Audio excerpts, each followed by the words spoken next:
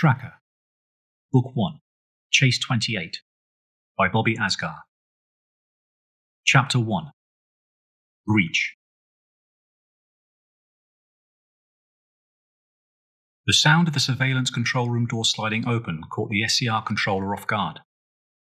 He twisted in his seat and looked back over his shoulder. The doorway was vacant. He frowned curiously. Access to the SCR was highly restricted. SOP was that the on-duty enforcer be formally notified of any visitation. An impromptu visit was unorthodox. During the graveyard shift, yet more so. He turned to the console and checked the cam feeds. The monitors showed the passage on the other side of the doorway was clear. So were the neighbouring corridors. His frown pulled tighter, amplifying the scar that ran down from his black hairline and continued beneath his chocolate-brown left eye. The shift had been long enough already. A glitch would mean nothing short of manually bypassing the door circuitry to close it. He would have to call it in to Fern Command. Rising up to stand, he was oblivious to the SCR's own feed showing him still sat at the console. He tapped the comlink plug at his right ear. There was only static. Turning to face the open doorway, he tapped the comlink again. Still the same. Something dense and metallic slapped the floor ahead of him. He recognized the heat seeker immediately, and his eyes stretched wide. Drawing his gun was a reflex action. It wasn't going to make a shred of difference, nor were the medals he had won or the scars he had suffered in gaining them. His face pale and stretched with the absolute certainty of it, he pictured his wife and young son. Then the heat seeker detonated. Riddled by mute electric hail, the enforcer crashed back against the console. He was dead before his scorched and bloody face slapped against the white-tiled floor. Head to toe, even the gun aimed at the fallen enforcer, the figure in the doorway was a blur against the white backdrop of the passage wall. Programmed to sync with its surroundings, her smart tactical wear offered optimal stealth in dim and monochromatic environments.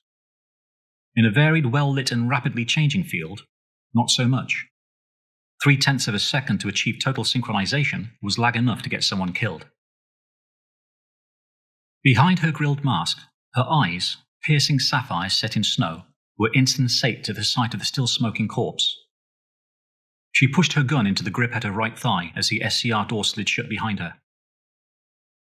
On her way to the console, she retrieved the heat seeker. She slipped it into the pouch strapped across her chest. Snatching the security pass from the dead enforcer's tunic, she glanced at his face, and then at his badge number.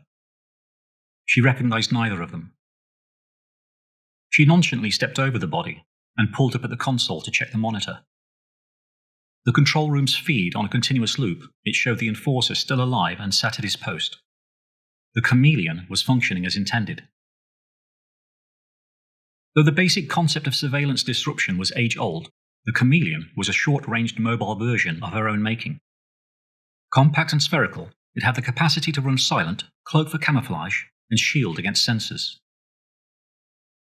Remotely forcing a looped playback from visual feeds within a purposefully limited range had its advantages. With just the SCR and the hallway outside it stuck in a loop, everyone would go about their business blissfully ignorant of the breach. Sending the chameleon on ahead down each and every passageway would have been laborious. Short-ranged, the device had its restrictions, but she had only ever intended for it to get her into the SCR. Now that she finally was, she could manipulate the surveillance network with the finesse of a surgeon. She set the chameleon down on the counter. It transmuted from the white of her glove to the slate grey of the workstation. "Blue status," a man said through the comlink in her ear. Distorted by the modulator in his mask, the man's voice was a low monotone rumble. His designation, the brown of his eyes. They were teak, speckled and rimmed with black, and brimful of severity. Stood at the end of the passage outside the SCR, his tactical attire matched the woman's own, down to the grill mask covering his face. Focused on accessing the local surveillance network via the CompuScreen, the woman didn't reply. "Blue status," the man said again, only with more urgency. "Overwatch acquired," the woman finally said, her voice morphing through her mask. She pressed a data card onto the input scanner. Uploading now. Check, Brown Eyes said. Gun in one gloved hand, a black chameleon held in the other, he crouched down to squat at the edge of the wall. In position. The upload complete, Blue withdrew the data card. Then she waited. Serenity innate to her nature, she used the time productively by shaking the stiffness from her legs. To the layperson, or dilettante, patience and collectedness were virtues. To most, they were domains hard won. In her line, they were necessities with wide and varied applications. The Fern Complex was a multi-story tower both above and below the ground. Policed by thermal sensors, which the woman had easily duped, the ventilation shaft had been the only secure way for the three of them to get in. The climb down to the 9th underground level was a cakewalk compared to the cramped 8 hours they had spent holed up inside it. The shaft had brought them to within a stone's throw of the SCR. They had waited for the active personnel count to drop to a skeleton crew before activating a chameleon and dropping into the hall. For Blue, hacking the control room door was child's play. So was killing the SCR controller. Notification that the firewall had been securely breached flashed up on the screen. Targeting only the 9th underground level, Blue primed the surveillance feeds to loop upon selective remote activation. Once done, she pulled up the complex's security schematics.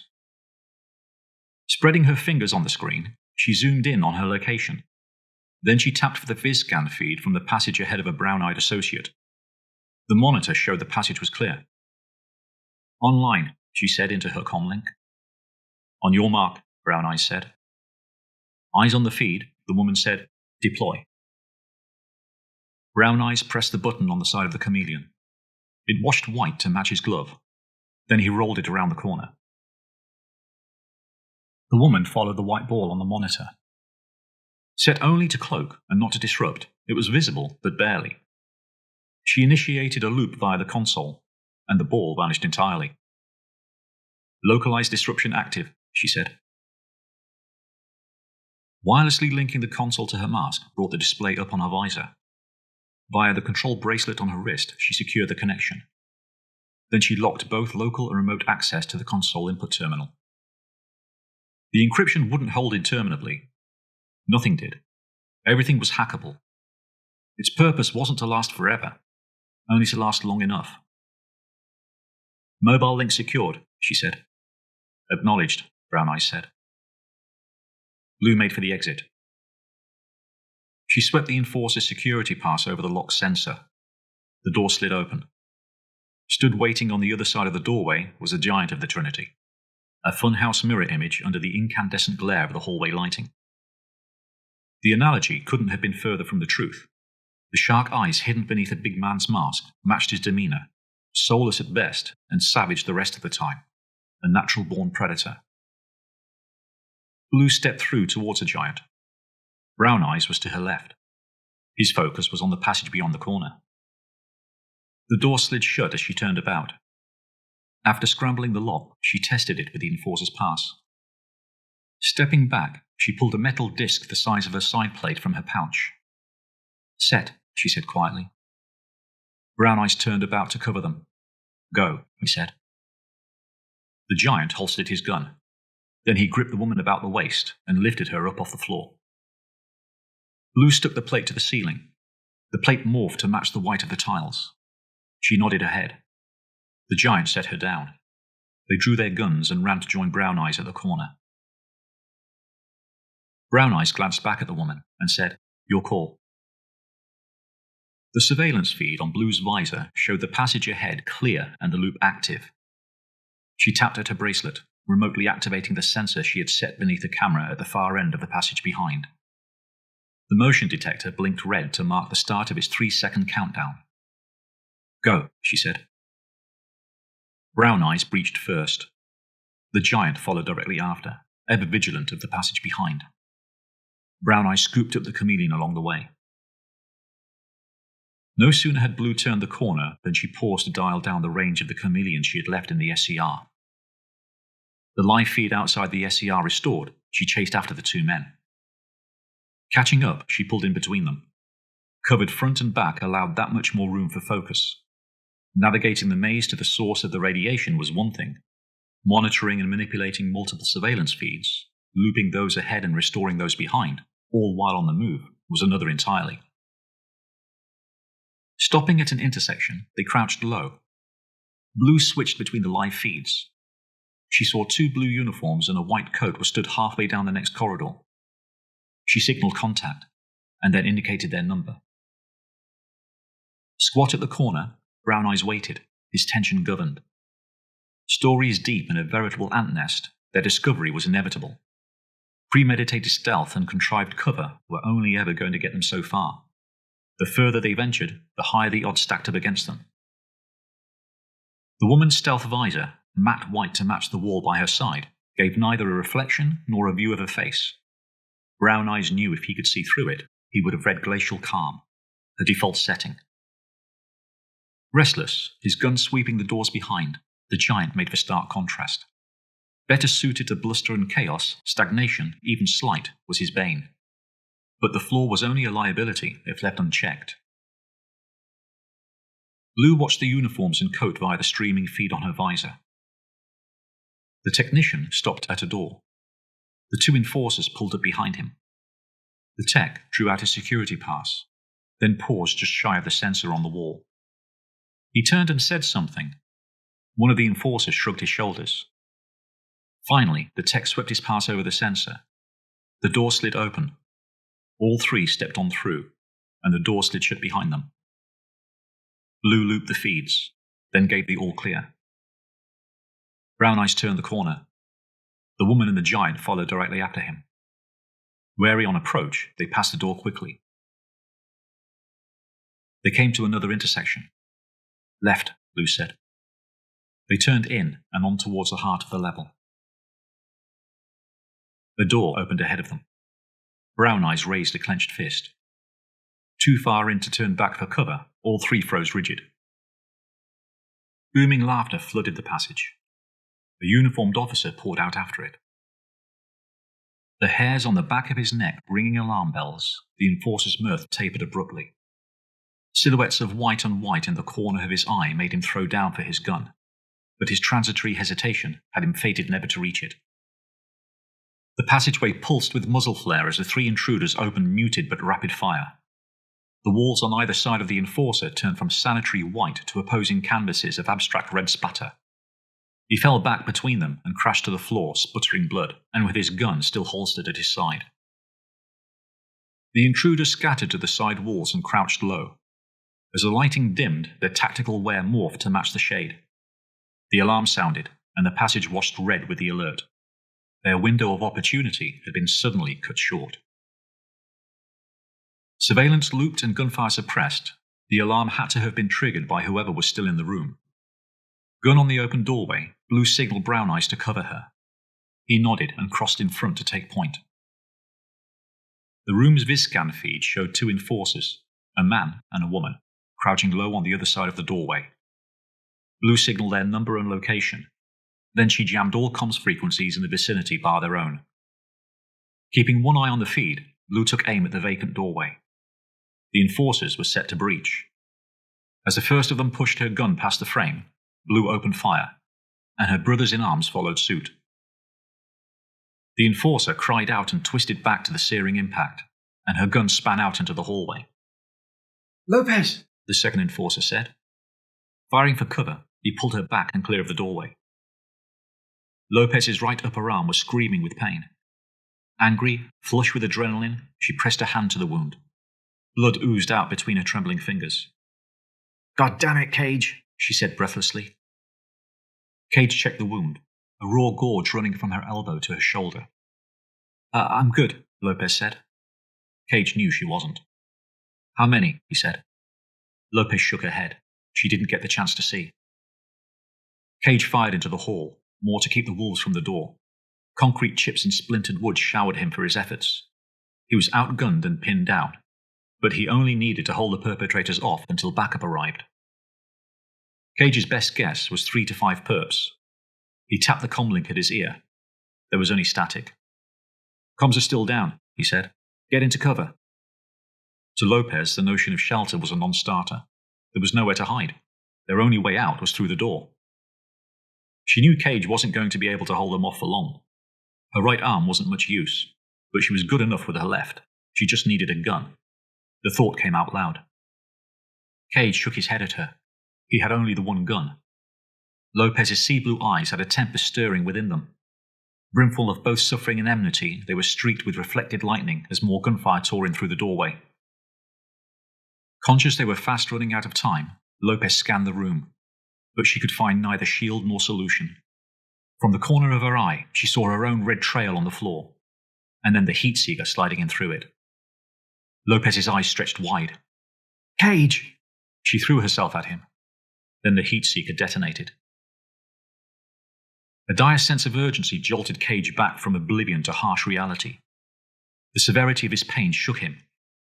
He couldn't see from his burning left eye, but he could feel it running wet warmth across his cheek. His right eye was hazy. Through the swirling smoke, he saw Lopez's head on his chest. Lopez, he said. She didn't reply. Lopez! He tried to reach for her, but his left arm struggled to follow his dictate. His right shook with the strain as he raised it to her head. She was drenched in blood. He tilted her head back. Her eyes were open, but lifeless. She had died shielding him. His gun lay on the floor to his right. It was just beyond reach. The floor was slick with blood, and Lopez's weight was sprawled on top of him. His left arm and side were riddled, as were both of his legs, but he wasn't about to let Lopez's sacrifice go to waste. Finally, he slid Lopez's body clear, and he reached for his gun. His blood-wet fingers brushed the base of the pistol grip. Then a shadow loomed over him, and a black boot came down against his outstretched hand, pinning it to the floor. Behind his mask, the giant stretched a sadistic grin. Still alive? The modulated distortion amplified his disdain. Cage held back his pain. The giant glanced at the woman laying face down on the floor. Guess you need a new partner. He ground his boot harder. Cage shuddered. Still, he refused to cry out. The enforcer's resilience gave the big man pause for thought. Curious, keeping the hand underfoot, he squatted to snatch the red-stained badge from the enforcer's chest. Wiping the blood clear revealed the search and destroy insignia. The giant's black eyes swelled. Trackers. Neither the anonymity nor the distortion the mask provided could disguise his hatred for the breed. He dropped the badge into the spreading red pool on the floor. Drawing at his own animus, Cage clenched his left fist tight. Time, Brown Eye said through the plug in the giant's ear. The enforcer launched his left, but the swing was weak and flailing.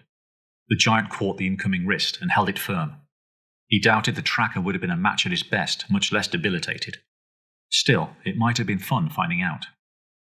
Look at you, all broken and busted, the giant said. You ain't all that. He ground his boot, less without a gun hand. Finally, yielding to the pain, the enforcer cried out. The giant pulled in closer. See, trackers ain't so tough. Cage spat at him. Now, Brown Eye said via the comlink. The giant ground his boot harder as he wiped the spittle from his visor. Time's up, tracker, he said. He smirked at the irony of it. Go to hell, Cage said. The giant nodded. Well, I'm good and ready, but not today. He unclipped his mask and pulled it clear. Take a good look. It's going to be the last thing you ever see. He pressed the gun muzzle to the enforcer's one good eye. Pinned to the floor and smothered in darkness, Cage readied himself for the hammer to fall, but it didn't. Instead, he heard the giant sniggering, and the sadistic lag drove him to roar out loud. Black eyes wild and gleaming, the giant pulled the trigger. The muted clap forced sudden silence. It might have dealt yet greater satisfaction if it hadn't spattered his boot with blood and bone. The giant muttered a curse and rose up to stand. Then he spat at the enforcer and said, Chase me now, bitch. Turning for the door, he clipped his mask back in place. Then he hurried out after the others. Though they had reached farther undetected than Brown Eyes had anticipated, they were still a long way from free and clear. Fern Security, 9 floors up at ground level, would have dispatched armed response teams the moment the alarm was raised.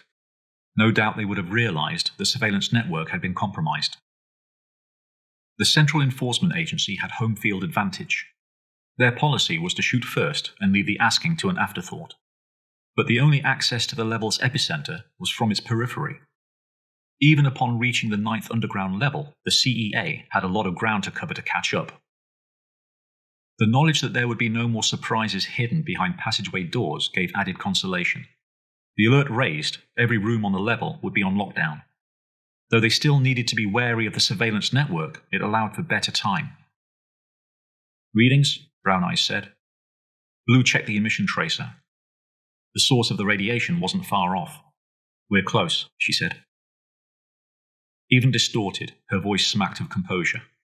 For a tech specialist, she was faring far better under pressure than Brown Eyes had expected. They stopped at the end of the passage. The surveillance feed showed the blast-proof security doors were just around the corner. Blue tipped her head, signaling right. "Blast doors," she said.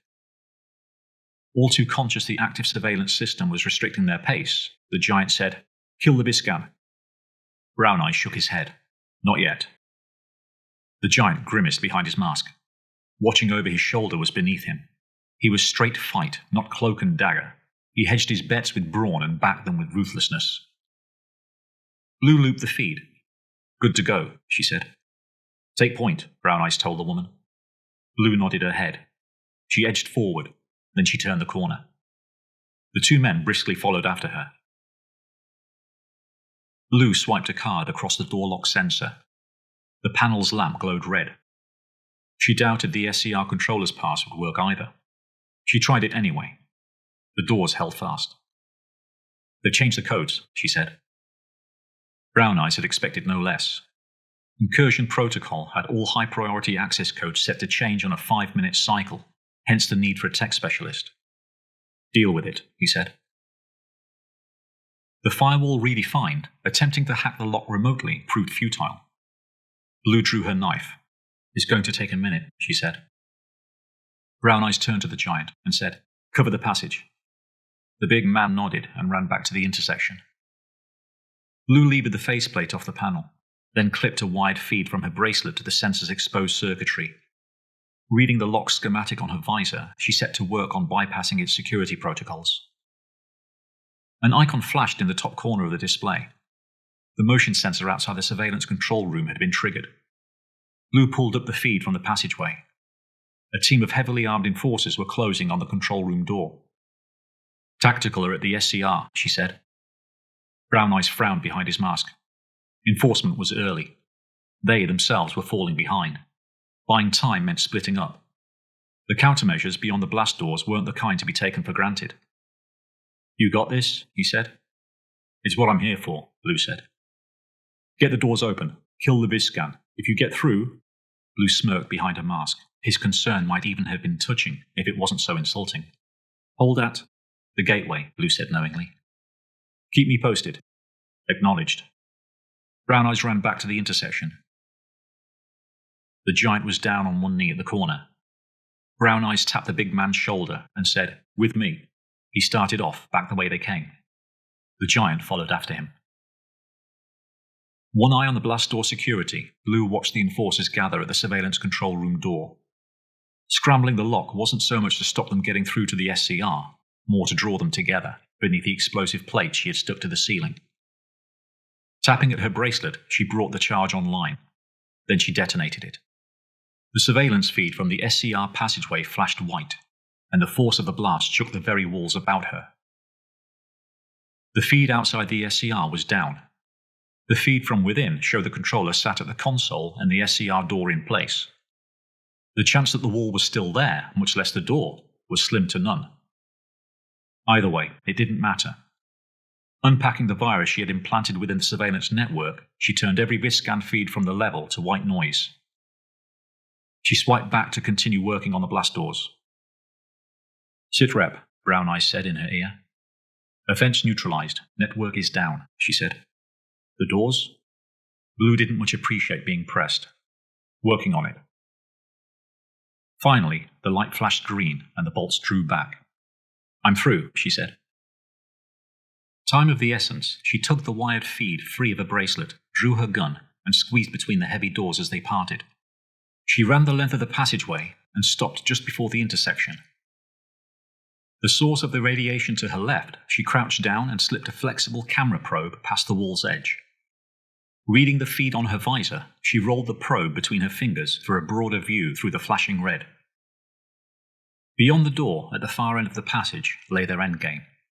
Between her and it, running along the top of both walls, was a recessed array of tiny black barrels, sensory filament cannons, pulsed energy weaponry. Though minute, getting tagged by just one shot would do more than draw blood.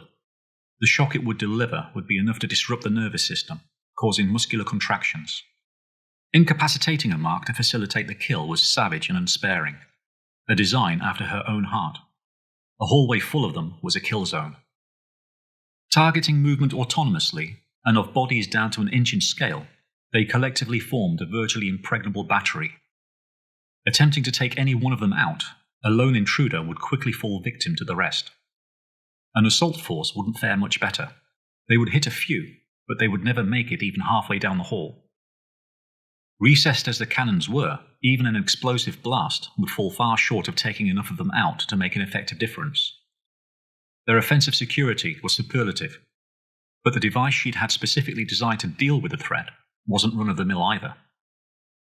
Fighting fire with fire, it was covered with microfilament cannons of its own, far smaller than those which lined the passage walls, but purposed specifically for the task at hand. It traced oncoming fire to its source. Upon detonation, it eliminated the threat. Though it looked more like a hedgehog, she had christened it Rat, a remotely activated track-and-target smart bomb.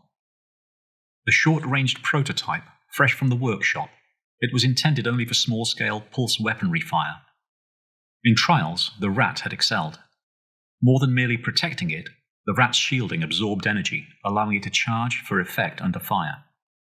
Lock acquired and device detonated, it simultaneously dropped its shielding and directed a pulse at up to 60 targets, more than enough to deal with the security in the passageway. She set the device down on the floor. "Deploying Rat," she said into her comlink. She activated it via her bracelet, and a translucent dome spread over the Rat. Reading the schematic representation of the Rat's surroundings on her visor display, she drove the smart bomb to the wall's edge. No sooner had it turned the corner than it was set upon by a hail of fire. Though its dome sparked and shimmered under the heavy bombardment, the Rat trundled on deeper into the passageway. Blue stopped the Rat at the very heart of the kill zone. The onslaught was intense. Her display read the prototype shielding was close to failing. That it would didn't bear thinking about. Sensory filament cannons to one side and an army of enforcers on the other, a failed mission would be the least of their worries. Her index finger hovering over the bracelet, Blue waited. The moment stretched. Targeting lock on the last of the cannons finally acquired, she tapped for detonation. The Rat's eruption, an abrupt crescendo, put an end to the symphony of electric hail. Gun in hand, Blue cautiously turned the corner. The red flashing smoke-filled haze didn't lend to seeking out any intact probes among the scorched recesses. The Rat hadn't survived the ordeal. Its blistered remains were scattered about the floor, but it had served its purpose. A muzzle flashed from the far end of the right wall. Responding instinctively, even twisting to the impact at her left shoulder, she fired at the source. The cannon blew out of the wall. Seething, she suppressed the intense urge to swear out loud. She had been hit thrice. She rolled her shoulder. It could have been worse, if her shielded garb hadn't dissipated the brunt of the charge, or if she had missed her mark. No more cannons to contend with, she made for the gateway at the end of the passage. The sensor panel, to the right of the reinforced security door, was more stepping stone than obstacle, as were the enforcers on the other side of it, and the cubicle beyond them. The knowledge that the enforcers within would be armed and waiting didn't faze her. Preparedness, though prudent, was by no means a measure of true capacity. Instead, she revelled in it. On a path preordained from the outset, the challenge, though slight, offered spice. A certain joie de vivre. Even getting stung by the filament cannon changed the pace. Granted, the Rat cleared the corridor, but physically drawing on motion-activated artillery delivered a rush that was hard to surpass, and defeating it catered to her ego. She had no doubt that in the eyes of some, her self-confidence would be deemed blasphemous. Secretly, the faith she had in herself rivaled even that which she had in divine providence. To her own mind, it was far from misplaced. Its level rendered any operation that was near void of risk mundane or beneath her. Fortunately, the latter only applied to the mission thus far. Everything till now had been little more than foreplay. That which was yet to come offered far greater promise of fulfillment. With luck, she would be tested to her very limits. Intrigued and excited by the prospect, she was eager to start on the lock. But she had to wait for the others. Once through the door, they would be in sight of their preliminary objective, and she would be that much closer to indulging her own true passion. "Countermeasures neutralized," she said into her comlink. "At gateway and holding." Dust from the distant blast drifting in to obscure his view, Brown Eyes crouched low at the corner. He had sent the giant on ahead to plant a sensor grenade in the next passage. The big man was taking his sweet time about it. Finally, Brown Eyes caught sight of a shadow in the haze. Even camouflaged, the giant was hard to miss, and harder still to mistake for anyone else. The woman's voice came in via the plug in his ear, saying the countermeasures were down and that she was at the gateway. It was welcome news. The tech specialist dealing with the blast doors was one thing. The passage defenses were another entirely. But dealt with them she had. Closer now than they had ever been to both escape and the mission's true beginning, he was eager to get back and join her. He set a sensor grenade down at the base of the wall as the giant pulled up alongside him. "Charge set," the giant said. "Go," said Brown Eyes. The giant ran for the gateway. Brown Eyes armed the grenade. The red light on its side started flashing. Then he rose up and chased after his companion. Void of stealth technology, the black bomb sat stark against the white-tiled backdrop, even amid the intermittent red wash of the alarm. But for the dust in the air, it might have remained so. Instead, the motion-sensitive charge only grew less obtrusive as the red light on its side blinked out for the final time. Caution intrinsic to his nature, Brown Eyes checked the passage to the gateway before turning into it. He had initially been dubious of the tech specialist's selection for the op. More than the blast doors, the charred recesses running along the top of the walls stood glaring testimony to her capabilities. On reaching the gateway, the giant backed up against the wall to catch his breath. The sensor panel's faceplate on the floor, Brown Eyes pulled up alongside the woman. Her bracelet was wired to the red-lit panel's naked circuitry. She was already busy working on the lock. "You were meant to wait," Brown Eyes said. There were scorched marks at her shoulder where the stealth camouflage had been compromised. "You're tagged." His concern was by no means born of compassion. An injury so early in could jeopardize the mission. Blue knew his mind. "Dissipated," she said, shrugging it off. A distant blast shook the passage. "One down," the giant said, tense. Brown Eyes pulled closer to the panel. "Like the blast doors, the code's on a 1-minute cycle," Blue said. "What?" The giant was far from impressed. The intel they had said it would be on a 5-minute cycle. It explained why she had started without them. Brown Eyes holstered his gun. "Time in." 43 seconds left. "Then we're through," said the giant. "Then I start over," said Blue. "Again?" "5th time's a charm." "5th? "If you let me focus," Blue said under her breath. "Blow it." "No," said Brown Eyes. Collateral damage posed too great a risk. Both the cubicle and the console beyond the door had to remain intact. "Almost," said Blue. Dust from the blast drifted into the passage behind. Ruffled, the giant swore out loud. "Does she even know what she's doing? Just blow the damn thing already." Brown Eyes turned to face him. "I said no." The giant bristled, gripped his gun tighter. The little man's reputation and connections be damned. No one berated him. Those that did so lived just long enough to sorely rue the folly. Dauntless, his gun holstered, Brown Eyes closed the gap.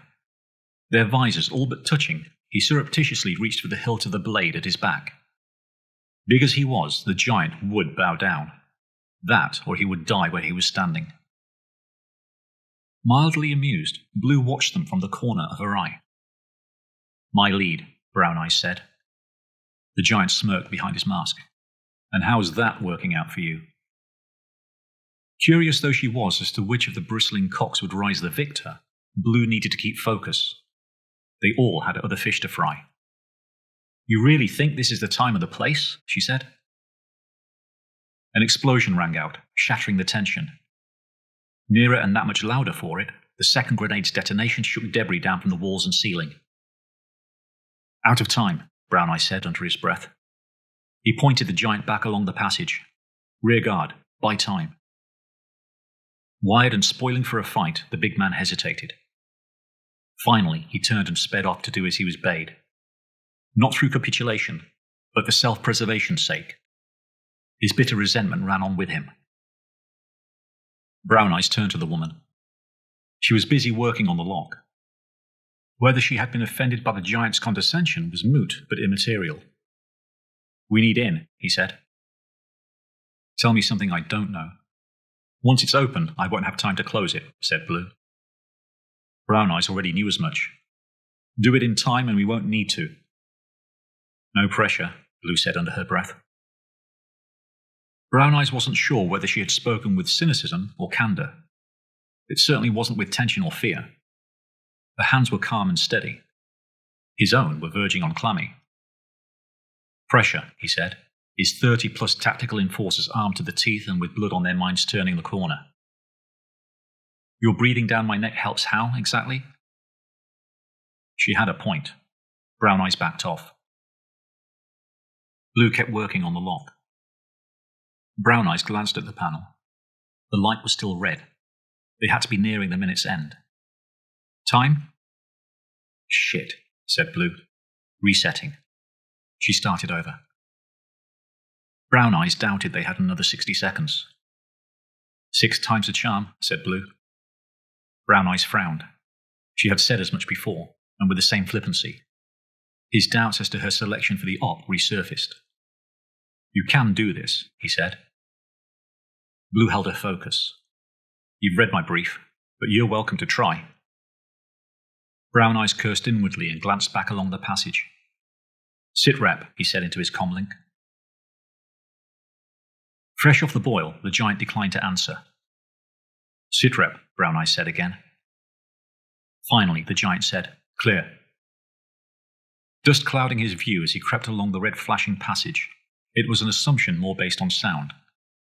The lack thereof interrupted by a far-off groan, his spite found new direction. "Come get some," the giant said quietly. He heard movement, yet distant but wholesale, and drawing ever nearer. He retreated to the corner. "We've got company," he said into his comlink. "Numbers?" said Brown Eyes. "Vague. Visibility's low. Sounds like all of them." "Deal with them." The giant hurried back to the blast doors. Ears pricked and one eye scouring the haze, he primed 2 sensor grenades for delayed detonation. The lag would allow most, if not all, of the enforcers to enter the kill zone. The combined blast would be enough to pull down the walls and ceiling. Any that followed would have to dig their way through the rubble and carnage. He set them down, one on each side of the passageway. Then he ran back to join the others. Turning the last corner to the gateway, the giant wasn't surprised to see the door was still closed. They were to breach together. Pulling up to find the sensor panel was still lit red, however. If he wasn't so breathless, he would have cursed at the woman. "CEA," said Brown Eyes. "Close," the giant said. "Countermeasures?" The giant nodded. "Beyond the blast doors. They'll have to dig their way through." "How close?" Brown Eyes asked the woman. 20 seconds to rotation, said Blue. The giant wasn't impressed. An explosion shook the passage. "That'll be them," the giant said. Blue held her focus. 10 seconds, she said. A cloud of dust swept in towards them. Brown Eyes drew his gun. "Keep at it." The blast would only buy them so much time. Maybe they could hold the enforcers off long enough for one last try at the lock. 5, said Blue. 4, 3, 2 seconds from code rotation, the clock finally stopped. The knot in Blue's stomach unravelled, and she vented her pent breath. Nothing gets the juices flowing quite like living on the edge. "Set for breach," she said. Wasting no time, Brown Eyes pulled left of the door and drew out 2 stun grenades. "Blinders," he said, tossing one to the giant. 3-second burst. Her bracelet still wired to the panel, Blue dropped low, her back to the wall. The giant pulled in beside her. All 3 set their visors to deflect the glare. "On my mark," Brown Eyes said. "Set," Blue said. "Breach." Blue tapped at her bracelet. The sensor panel lit green. As the bolts drew back, she tugged the wired feed clear and drew her gun. The door slid open, and a barrage of gunfire tore out through the gap. The 2 men tossed the blinders in and twisted back. Both stun grenades detonated on impact. The ferocious glare tore out through the open doorway. Even with his visor set to maximum polarization, Brown Eyes' view of the passage was a whiteout. Then, within the room, the screaming started. The blinders blinked out and took the rest of the light with it, but the screaming lingered on. Brown Eyes reset his visor. It would take a moment for his eyes to fully adjust. The woman was already primed to move. Squat by her side, the giant was resetting his mask. "On me," Brown Eyes said. Blue nodded. They turned in through the doorway. Bringing up the rear, the giant covered the passage behind. Vast, dimly lit, and heavily equipped, the laboratory held ample cover. But the blinders had robbed the 4 enforcers within of the chance to use any of it. Hands pressed to their scorched eyes, screaming, they stumbled into one another and the furnishings. It was all they could do to just remain upright. Hitting 2 for 2, both headshots, Brown Eyes silenced those closest to him. Blue took out the others with comparable efficiency. As the last of them fell, she scanned the room through the sights of her gun. "Clear," said Blue. "The passageway too, for now at least." "Clear," said the giant. He backed in, away from the door. Blue holstered her gun and made for the central island console. "Port bands," Brown Eyes said to the giant. The big man ran to the cabinets along the left wall and started rifling through them. Brown Eyes pulled up alongside Blue at the console screen. The enforcers had tried to blow the lab. They had come close, too. The auto-destruct activation sequence was a mere 2 digits shy of detonation. Blue checked both the touchscreen and the input terminal. They were locked out. The only responsive aspect was a numerical input for the auto-destruct sequence. But she had anticipated as much. She pulled a data card from her pocket and pressed it to the console's input scanner. The cryptographic protocol it contained had been specifically tailored to reactivate the console. The downside was it required a reboot. "Where the hell are they?" the giant said. Brown Eyes pointed at a steel double-door cabinet to the giant's right. "There." "Rebooting now," Blue said. The giant ran over to the cabinet. The double door was locked. For want of a key, stretched for time, and just for the sheer hell of it, he dented both doors with his heavy fists. Then he wrenched them apart. A row of wide metallic bracelets lined the cabinet's middle shelf. 10 in all, of the one-size-fits-all variety. They only needed 3. The giant breathed easier. "We're good," he said. He plucked a bracelet off its mount. He opened it up, and then squeezed it shut around his meaty left wrist. It was a snug fit. "I'm in," Blue said. The giant picked out 2 more bracelets. "Eyes up," he said. He tossed one to each of the others. Blue caught the first. Brown Eyes snatched the second from the air. "Time we were gone," he said. He clipped the bracelet about his wrist. The giant ran past the console to the white-walled cubicle at the heart of the lab. They stripped out of their stealth gear. They could only take so much through with them. "Hey," Blue said to Brown Eyes. She tossed her tech pack to him to lighten her load. Brown Eyes caught the pouch. "Initiate and then move," he said, pulling away. "Don't dawdle." "Just keep the door open, whatever it takes," said Blue. Brown Eyes nodded his head. "Whatever it takes." Then he hurried to the cubicle. No matter how many times the giant pressed the panel, the cubicle door refused to open. He cursed technology. The only type he liked was the kind that went bang. Brown Eyes pulled up alongside him. "Touch panel, right?" said the giant. "No keys, no codes." Brown Eyes looked back at the woman. "The door." "I know," Blue said. "I'm working on it." The console's architecture, heavily encrypted, breaching it was taking longer than she had anticipated. "Come on," said the giant. He tried the panel again. Hearing far-off movement beyond the main door, Brown Eyes drew his gun. Enforcers were closing on the lab, and the passageway was thick with drifting dust. Brown Eyes had known it would be tight. In his line, risk was part of the course. A contingency plan, even a modicum of leeway, allowed room to maneuver. On this particular undertaking, he had been given none at all. A paragon of self-reliance, he was accustomed to working alone. His infiltrating the facility at the head of the Trinity was both by dictate and based on necessity.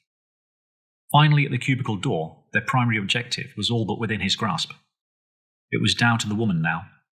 Both his life and the mission's success hung by a thread from her fingertips. Enforcement's protocol was to kill on sight, but the Fern complex wasn't exactly run-of-the-mill. Chances were the CEA would try to take at least one of them alive. Brown Eyes glanced at the others. Their mandate, if they should fail, was to ensure the CEA remained none the wiser as to their ultimate purpose. On the scale of self-sacrifice, suicide was extreme. Even so, the code of his profession applied never more than to himself, and he was ever prepared for the eventuality. That the woman, a tech specialist, would be so inclined was highly doubtful. The giant, even less so. Brown Eyes had known as much from the start, and he had vowed that if and when push came to shove, he would spare them the pain of indecision. "From darkness comes a storm," Brown Eyes said under his breath. It was the mantra his mentor had taught him. The giant heard the enforcers too. "Incoming," he said, drawing his gun. The stretching lag, the first since they had dropped down out of the ventilator shaft, gave the giant pause for thought. Maybe meeting the CEA head-on wasn't such a bad thing. The lab and everything in it was experimental. The cubicle, the console, even the bracelets on their wrists were prototypes. The oncoming strike force, on the other hand, held a certain familiarity. En masse, they would be a challenge at the very least. Even so, enforcers, tactical or otherwise, were both tangible and mortal. "You know where you stand in a hellhole," he said under his breath. A line from an old song. "This better fucking work." "Keep focus," Brown Eyes said. "Online," said Blue. The giant pressed the touch panel. Finally, the door slid open. Not before time. "Good to go," he said. "Get in," said Brown Eyes. "Priming to erase after activation," said Blue. "You need to move," Brown Eyes told her. "Don't wait for me." Brown Eyes backed into the cubicle. Blue's ears pricked at the shuffle of enforcement boots. "Energizing in 3, she said. The two men gripped the edge of the cubicle door to bar it from closing. "Now," Brown Eyes said. Blue tapped the screen, and the countdown started. Then she sprinted for the cubicle. A hail of gunfire tore in from the passageway. The bullet zipped past her, front and back. She launched headlong for the cubicle doorway. Falling in, she collided with Brown Eyes. The impact tore him away from the door. They tumbled down together, a tangled heap on the cubicle floor. The door clipped Blue's heel as it rammed shut behind her.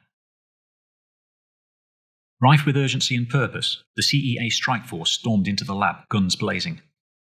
They gave no quarter. The cubicle, its walls thickly plated against radiation, shuddered and sparked its resistance to the heavy fire. The barrage only intensified as more enforcers flooded in from the passageway. The gunfire breached the cubicle's door and walls. Finally, bullets burst out of the cubicle's far side. The response team commander called out for a ceasefire. Tactical enforcers at his flanks and behind, he cautiously approached the perforated cubicle. His tension swelled to his skepticism. The surveillance network being down had effectively rendered the CEA blind. The intruders shouldn't have been able to get into the complex, much less garner a 9-level head start on Fern security. The debacle stank to high heaven, and the potential consequences of a successful portal breach didn't even bear thinking about. He signaled 3 troopers to advance on the cubicle. 2 of them levered the cubicle's battered door open. A heavy white mist flooded out over their feet. The 3rd enforcer peered in through the doorway, gun first. "Clear," the enforcer said, pulling back out. Hoping against hope, the commander pushed forward. He needed to see for himself. The trooper had spoken true. The cubicle was empty. His face ashen, the commander backed out of the cubicle. Struck by an epiphany, he turned to the island console. All was not yet lost. The console held the breach parameters. The sooner he got the data to temporal, the sooner Search and Destroy could track the perpetrators down. Above the console, amid the wash of the red alert, a faint red glimmer broke through the smoky haze. Bemused, the commander took a step closer. The fog thinned just enough for him to see the flashing red lights of the 3 sensor grenades sat on top of the console. The commander froze. Eyes stretched wide, he drew his breath. Then the lights blinked out for the very last time.